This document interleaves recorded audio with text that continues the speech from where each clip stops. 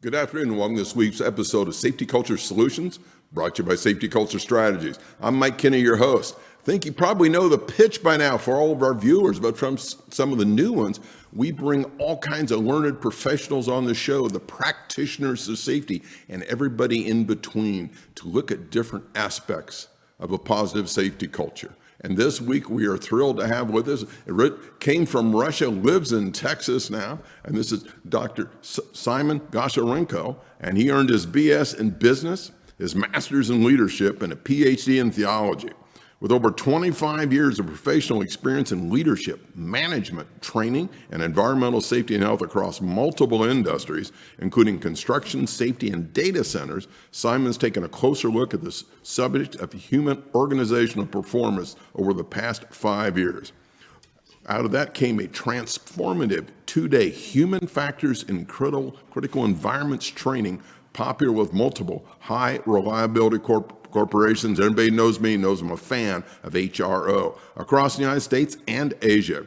Simon holds a certified safety professional certification from BCSP and is a past presenter at the ASSP regional, their professional development activities, and an International Association of Drilling Contractors.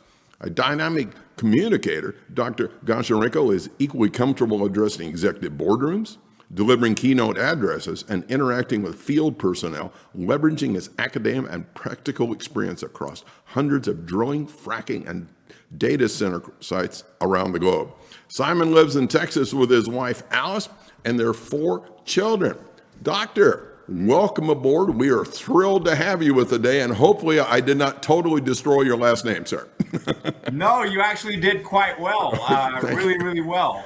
And thank you for that very kind introduction. And I guess based on your initial introduction, I probably fit somewhere in between, right? You said the safety educators, practitioners, and everything else in between. I guess I am the everything else in between. I'd say you're probably a little bit of all of it because in our discussions, you're very much a boots on the ground guy, which is phenomenal. Plus you bring that, and I mean this in the most positive ways, that learned aspect, because for the viewers, when you deal with high reliable organizations or HRO, there is a lot of just rigor and application of how they do business. And they really want to have, I've called a safe harbor approach. They have to have recognized strategies as they develop these. And that way, if there is an unfortunate event, it could be catastrophic, they have some defensibility that was based off sound science. Does that kind of summarize it? Yeah, absolutely. And the other thing, as you well know about how reliability organizations is, they're obviously on the cutting edge, right? They're not responding, they're not trailing as far as the trends are concerned, and as far as, what the best, the newest, and the most workable solutions, if you will. So absolutely, they definitely do their homework, they definitely do their research, and they tend to lead the way. Well, excellent. Before we jump into some of our questions and we talk about what positive safety culture looks like, I'm going to go back to my notes. Can you give me a little bit more insight on your 2-day human factors and critical environment training? It sounds kind of cool, I'm just saying. Oh, absolutely. It's a blast. I want to tell you something. It's the folks that have gone through that, by and large, pretty much to every single one individual that have given feedback, they describe it as corporate training like none other they have ever gone. They laugh, they cry, they are engaged, and they leave the training totally transformed because we take them through areas that they have never considered before in terms of how their outside of work life is connected to and truly impacts their on-the-job choices. And so it's I would say that it's a training that goes way beyond just your on-the-job safety. And it's fascinating, Doctor, to hear you say that, because I've always been such a proponent, is if you have a bad day at work, it goes home with you, and vice versa. Exactly. Is my wife, I married up, by the way. She's my best friend. We've been together for 30 years. I'm thrilled she's still with me. And she'll come home from her office. She runs records management for the Department of Energy as a contractor. And you can tell when she's had kind of a bad one. And even sometimes a day or two later, you can just tell if she's still trying to mentally process it. So this 2-day session of yours, you're able to help enhance awareness of the possibility that you can bring stuff home or vice versa. Is that correct? Absolutely. And especially, for those individuals that work in critical environments where, the decisions they make at work, it impacts thousands and potentially millions of people, as Yes. when, a significant data center goes down, the outage impacts, the impacts can be felt around the globe. And so with these kinds of situations, their equipment may be state of the art, their facilities may be absolutely breathtaking, but it's all down to an individual. And we all know that individuals are fallible. And so that's, I think, really, really helpful for them to help their mentality, to help their mindset to be changed and to consider some of these things that most of us don't really connect a lot of times. Good point. And with chatting, I had 10 years of commercial nuclear power startup and testing, and everybody remembers TMI, 3 Mile Island, and it traced back, well, they had a problem with a valve, but also the way they had configured stuff, if you will, the alarms, the control panels, they kind of set the human beings up for errors, and the error occurred. Yep, absolutely. And that goes really any industry that you've been involved in, from aviation industry to oil and gas industry to data center industry. Every single one of them have identified, they can build really robust systems, but at the end of the day, it's the humans that operate those systems that, we have not figured out a way how to make infallible yet. Exactly. So before we jump into the rest of it, because this is fun stuff, what all can you tell me about Safeguard Solutions LLC? I like the name of the company. I'm just saying, Doctor. Yeah, absolutely. No, thank you. I like it too. My wife, who I also married up like yourself, actually came up with the name. I thought it was really catchy considering the fact of what we're looking at. And so we're sort of a small consulting company that integrates and works with oil and gas as well as data center clients to really help to promote this understanding of human organizational behavior. And so with that perspective, we're kind of on the cutting edge of where I think the world of health, safety, and environment is going. I think the BBS, which we have been using for 30, 40 plus years or so, I think it's slowly, you can see, starting to get replaced with a more systematic, and sustainable human organizational performance.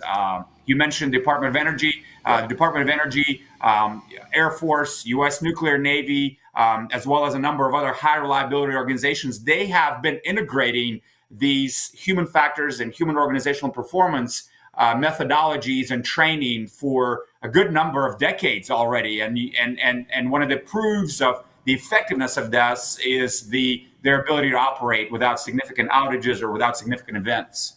Wow. And for the viewers today, you may hear a little operational noise in the background. We're upgrading our production studio, so we have a little construction activity, so bear with us. So, Doctor, from your perspective, what's some key attributes of a positive safety culture? If somebody flies you out to one of these large facilities and you're walking through, when you're talking to different levels of the C-suite, what's some things that kind of indicate they're headed the right direction? Absolutely. I think it's a great question, Mike. And I think a lot of the points that I'm going to make are really kind of interlinked. They're interconnected together. The first thing I'm going to look for is I'm going to look for more of a holistic culture, right? I don't want to see silos. I don't want to see a place where HR just does HR, or people they only concerned with people, and operations only does operations, and finance. And I want to see a more holistic, to where even when it comes to safety, it's not just the safety professionals that are talking about it. I like to hear the C-suite talking about it, because I know when I see that, and I see that holistic nature, then I know that they're integrating safety at every level of organization, which of course you and I both know the only way to accomplish truly a safe culture in a place is to have a holistic and integrated environment. And the other piece of that we can talk about for a while as well is the whole idea of systematic approach to safety. For far too long, we have had more of a person approach to safety. When an incident happens, we immediately look at the person at whose hands that incident happened, just because that individual happened to be the last link. We don't have any problems looking at a systematic approach to fire safety. When we have all kinds of different systems, our buildings have fire retardant materials, we have fire detection systems, we have fire alarms, we have fire extinguishers, fire departments. All of these are different layers a systematic approach to fire protection, but we don't have, by and large, the same systematic approach to safety. That's so insightful. I've worked with organizations, and I'll tease the C-suite if we get time to chat over coffee, if you will. I says, I imagine if you started losing market share, if your sales went way down, if you were getting horrible reviews on social media, you're going to gather your team and say, how do we fix this? I said, but a lot of times I don't see that sense of urgency when they see a series of accidents. They look at the health and safety manager and say, what are you going to do? Yep. Yeah. No, you're so right about that. It's interesting because I just had a conversation with a group out of India, in fact, last night. And it was interesting because in the process of our conversation, what I pointed out to them is that the way you know that you have an integrated safety culture is anytime that you call for a safety stand down, or you have any kind of safety all hands meetings or anything, is your executive suite present? If they're consistently not a part of that, they're consistently ignoring that because they think that's a responsibility of someone else, that's a first giveaway that you don't have a buy-in at every level of organization and a safety culture, if you will.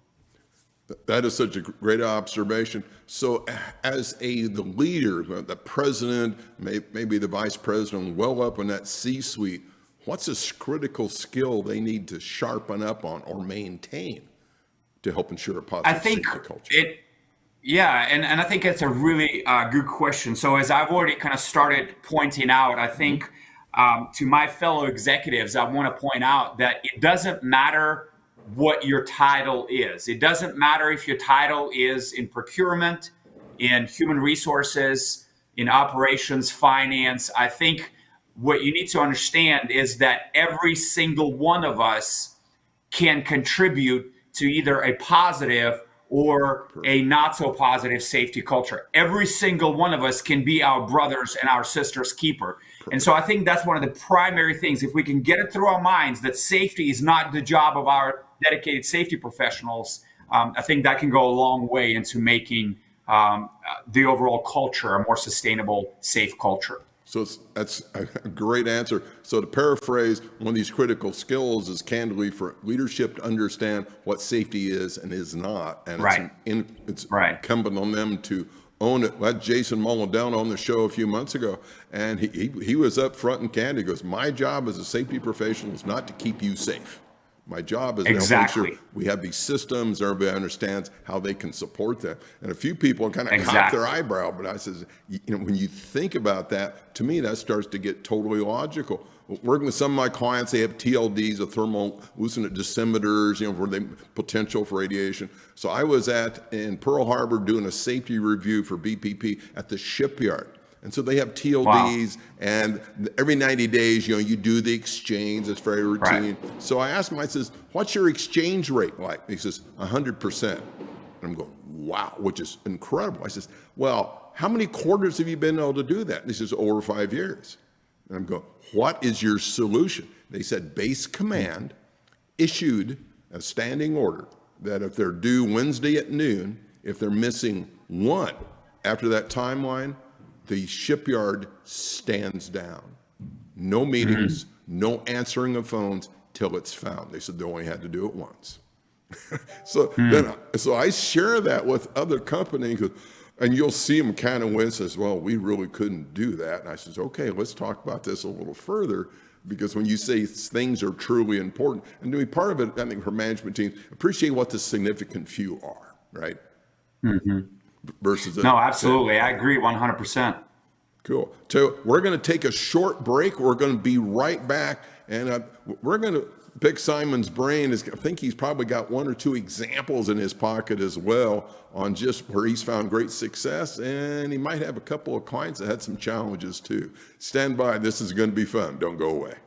Safety Culture Strategies provides world-class safety culture and safety program management consultative services for clients throughout the United States. Whether your company is pursuing Voluntary Protection Program STAR designation, ISO 45001 certification, or considering a comprehensive review of your current safety programs and processes, Safety Culture Strategies brings hands-on experience combined with a unique perspective that readily translates from senior management to task-level personnel. This collective skill set provides you with a very insightful health check of your overall safety management system that can also assist with reducing injuries and attrition, as well as increasing profitability. Safety Culture Strategies is also certified to provide Ziegler Institute employee engagement training and leadership coaching. When combined with established relationships with federal and state regulators, Safety Culture Strategies is uniquely positioned to assist the safety culture efforts of any company. For additional information, visit www.scstrat.com or call us at 702-780-1410. After all, every company has a safety culture, but is it the culture you want? And we're back this week. We have Dr. Simon Goncharenko with us, and we'll bring him back on screen. So before we get into the deep end of the pool on some of this, I got to ask, Doc, I mean, you're a very learned individual. How did you land in the world of high reliability? I mean, don't get me wrong, that's uber cool. What kind of led you down that path? You know, I think that's a really interesting question. So I've always been a person that never shied away from challenge, right? And high reliability organizations tend to be ones that are moving pretty fast. Yes. They have pretty challenging solutions, and they like to have someone who's kind of sitting and standing on the cutting edge. And so all of these things are kind of right up my alley with a huge bias for action, I guess, and just ability to think quick on my feet, as well as high energy. I guess it was just kind of a magnetic kind of attraction where I couldn't get away from it. Perfect. So, well, I got a couple of questions, and I'd like to also hear some successes and maybe some challenges. From your perspective, is it possible to actually measure safety culture definitively, or is it a little bit more subjective, kind of like art? You know, I think that probably we have for a long time relied on a lot of the lagging indicators. And I think some of the more forward voices, some of the more progressive voices in our field are telling us that we've been looking at it something in some wrong ways, I guess, because safety is really not the absence of incidents, right? Right. It's the presence of something better. It's the presence of something positive, right?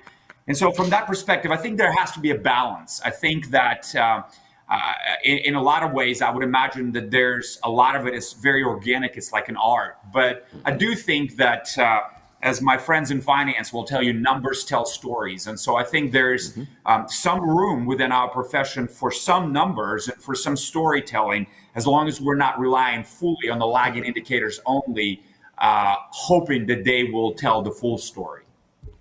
Very good point. So reflecting rearward, if you will, have you got a couple of mentors that kind of popped to the top of the surface that really made a difference and assisted you with the trajectory of your incredible career? I do. I several individuals come to mind, and I think both through their wise advice, through their business practices, as a lot of them, or most of them actually, were business owners of their own.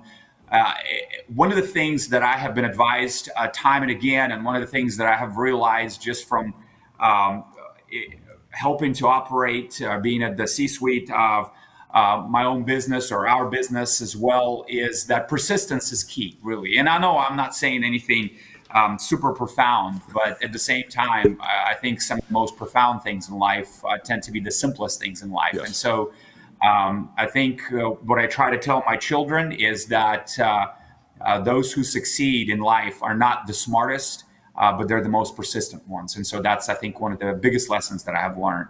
So speaking of children, I got to throw a curveball at you. So have you been successful integrating HRO in the home? How's that going for you?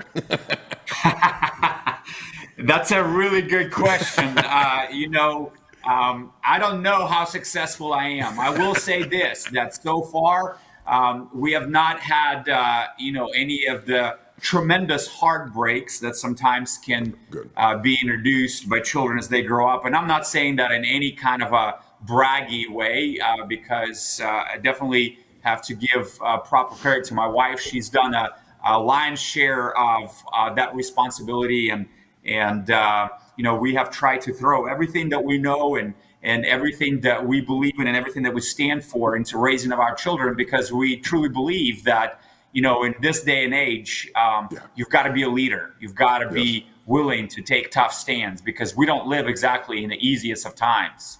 You're absolutely correct. And some of my viewers are aware, I'm also, acronym is CASA. I'm a court-appointed special advocate by the Clark County court system. And so I assist foster children as they go through the courts and they approach age 18. I become their voice in the courts. And one of the foster child I have, I call him my CASA kid. He's pretty cool, getting ready to turn 17. And the foster home, the temporary one he's in now, as they let him know, he says, you can be on your phone for 1 hour a day, and that's it. You do not take your phone to school. And eventually they're going to be taking to school, says you cannot be on your phone during the day, because they have just taken a really tough stance, if you will, about the impact of social media. And he says, we're not here to be his friend, right? We're here to help him become a strong, mature young adult. Yeah. And I think, bringing the conversation back to HROs, which you really like, and that seems to be, your preference. I think it's interesting because you look at the Silicon Valley HROs, right? Oh, yeah. And it's interesting because you watch the CEOs of that organization and see how they're raising their own children. And it's very interesting because they have very different standards for their families and for their children when it comes to the amount of time they spent on electronics and those kinds of things on screens, right, than they do for the rest of us. And so I think that's an interesting point to observe as well. So we got a few minutes here, because if you can kind of go in your mental Rolodex, if you got a couple examples of clients that totally embrace this and successes, and likewise you might have one or two that it didn't kind of work out as ideal, or you found a bunch of challenges when you first hooked up with them. Sure, absolutely. So one thing that comes to mind is we worked with a company that really bought into some of the things that we were helping them to understand, and some of the things that we were trying to helping them to work through.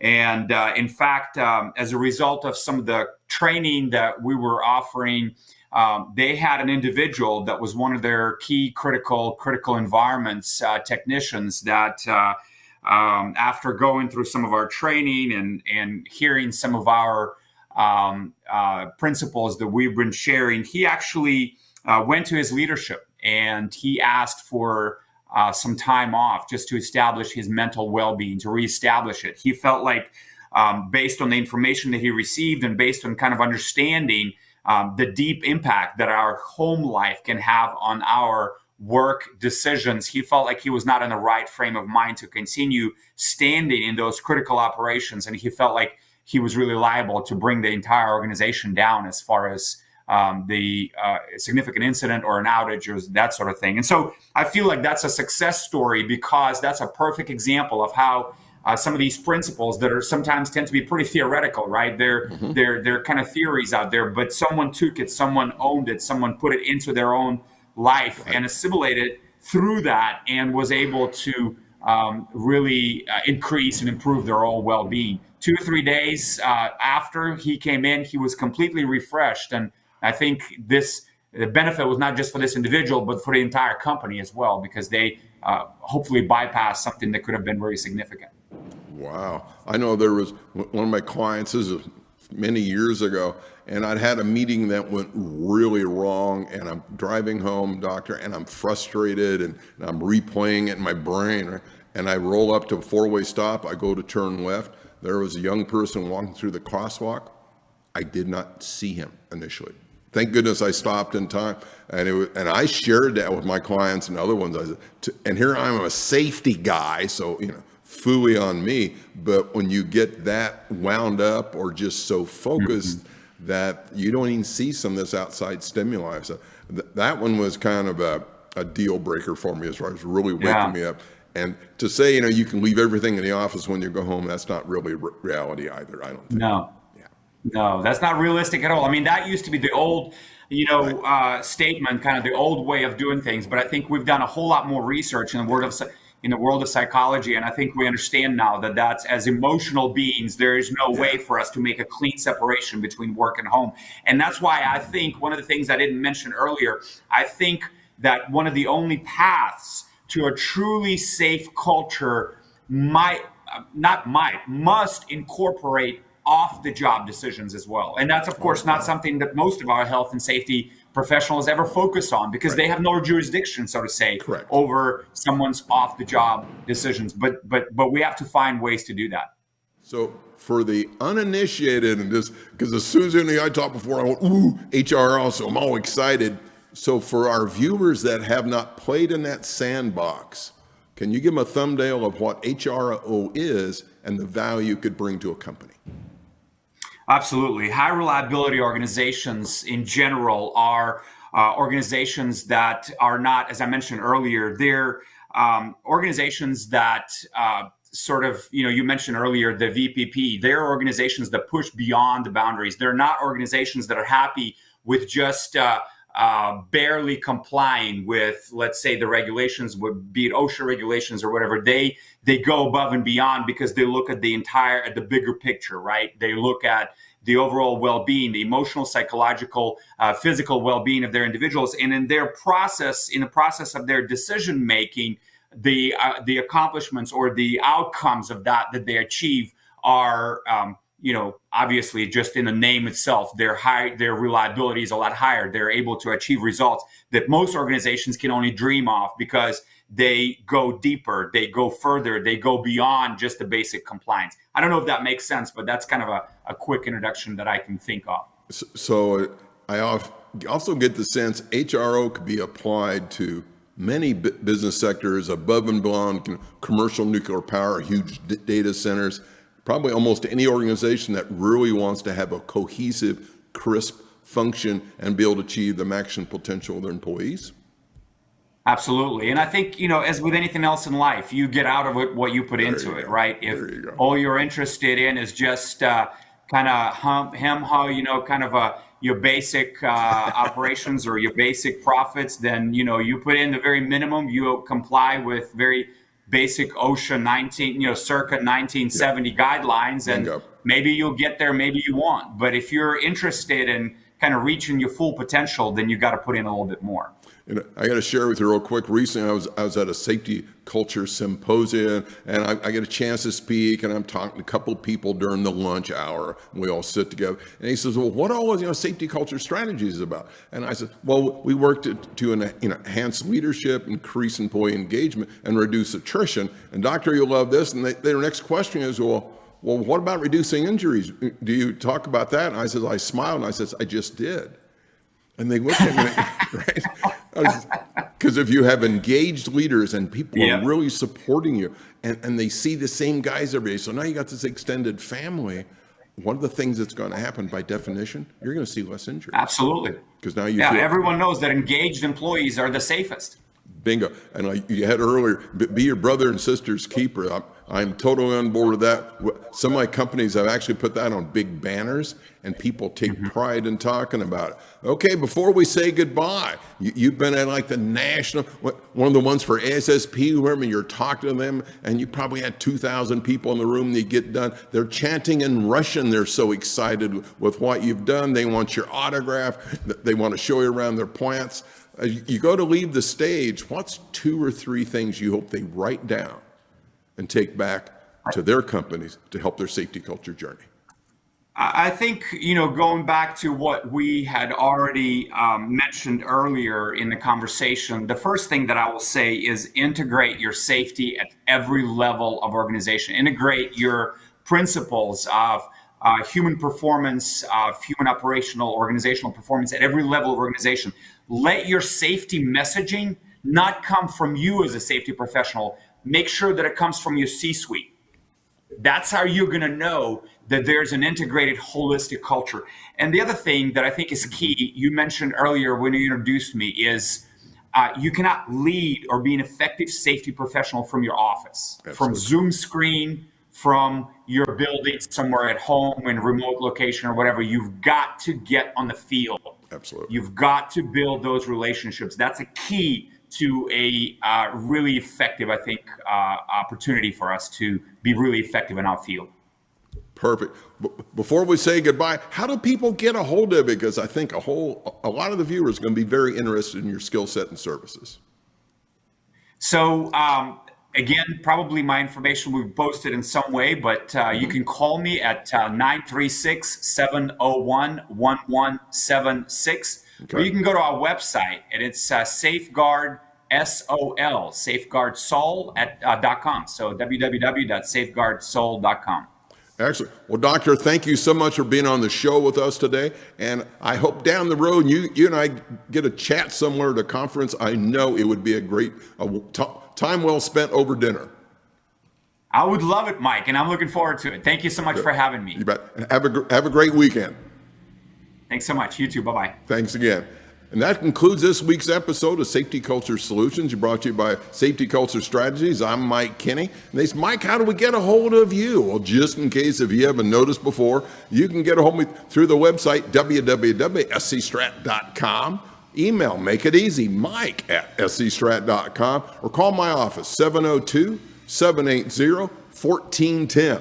Until next time. All the leaders on this are viewing this, or people that have the leaders, you know who they are. If you get a chance, say, how am I making sure I'm engaged in sharing the safety message throughout our organizations? Until next time, enjoy your safety culture journey. Bye-bye for now.